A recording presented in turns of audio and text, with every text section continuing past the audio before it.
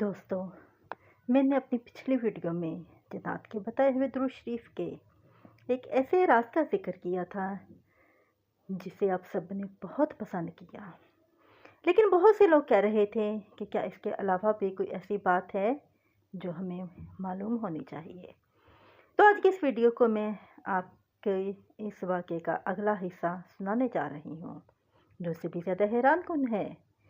اس جن نے نہ صرف ایک راز بتایا تھا بلکہ ایک ایسی خاص نشانی بھی بتائی تھی جو تب ظاہر ہوتی ہے جب آپ کا درود بارگاہ الہی میں قبول ہونے لگتا ہے۔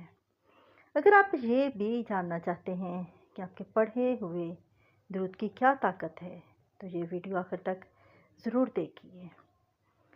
اعوذ باللہ من الشیطان الرجیم، بسم اللہ الرحمن الرحیم۔ میرے معزز سائمین و سائمات، آپ سب کی خدمت میں میرا محبت برا اور چاہت و برا السلام علیکم ورحمۃ اللہ وبرکاتہ۔ آپ سن رہے ہیں نور درود، یہاں صرف باتیں نہیں کی جاتی بلکہ دل بھی جوڑے جاتے ہیں۔ دوستو، اس سچے واقعے کے مطابق جب اس بزرگ کی ملاقات اس جن سے دوبارہ ہوئی تو انہوں نے پوچھا کہ اے اللہ کی مخلوق، کیا درود شریف کی برکت صرف دنیاوی مصیبتوں کے لیے ہے؟ اس پر اس جن نے ایک بہت خوبصورت بات کہی کہ جب جنات کی دنیا میں ہم کسی کو بہت پریشان دیکھتے ہیں تو ہم اسے وہی درود بتاتے ہیں جو میں نے آپ کو پہلے بتایا تھا۔ لیکن ایک بات یاد رکھیے، درود شریف کا اصل کمال تب شروع ہوتا ہے جب آپ اسے توجہ اور تصور کے ساتھ پڑھتے ہیں۔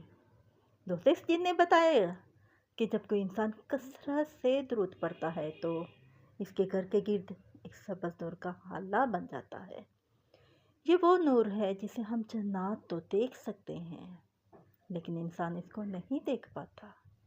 دوستو، جس گھر کے گرد یہ نور ہوتا ہے وہاں نہ تو جادو اثر کرتا ہے، نہ ہی کوئی خبیث جنات داخل ہو سکتا ہے، اور نہ ہی وہاں کبھی رزق کی کمی ہوتی ہے۔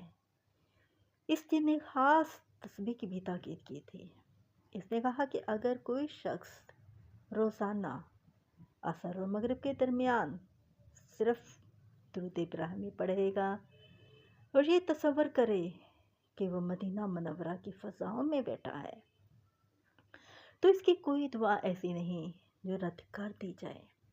وہ جن تو کہتا تھا ہم جنات میلوں دور کا سفر لمحوں میں کر لیتے ہیں، لیکن درود پڑھنے والے کا ایک سانس ہمیں سے بھی زیادہ دور لے جاتا ہے، یعنی اللہ کے قرب کی طرف۔ سبحان اللہ، سبحان اللہ۔ درود پاک کی کیا ہی شان ہے۔